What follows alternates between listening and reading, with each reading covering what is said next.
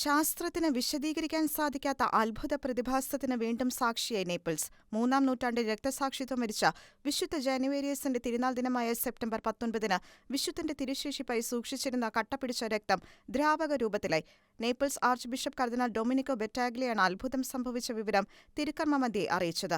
3-ാം നൂറ്റാണ്ടിൽ ഡയക്ലീഷ്യൻ ചക്രവർത്തിയുടെ കാലത്ത് രക്തസാക്ഷിത്വം വരിച്ച വിശുദ്ധനാണ് വിശുദ്ധ ജാനുവേരിയസ്. നേപ്പിൾസിന്റെ മെത്രാനായിരുന്ന അദ്ദേഹം ക്രിസ്തു വിശ്വാസത്തെ പ്രതി ശിരച്ഛേദം ചെയ്യപ്പെടുകയായിരുന്നു. വിശുദ്ധന്റെ രക്തം യൂസേബി എന്ന സ്ത്രീയാണ് കുപ്പിയിൽ ശേഖരിച്ചത്. പിന്നീട് അത് തിരുശേഷിപ്പായി റോയൽ ചാപ്പലിൽ സൂക്ഷിക്കുകയായിരുന്നു.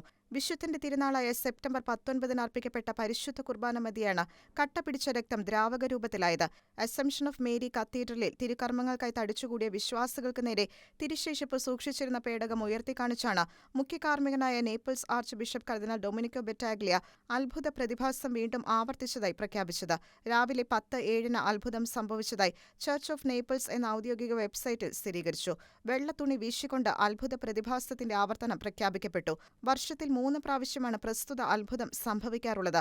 വിശുദ്ധന്റെ തിരുനാൾ ദിനമായ സെപ്റ്റംബർ 19, മെയ് മാസത്തിലെ ആദ്യ ഞായറിന് മുൻപുള്ള ശനിയാഴ്ച, ഡിസംബർ 16 എന്നിവയാണ് ആ ദിനങ്ങൾ.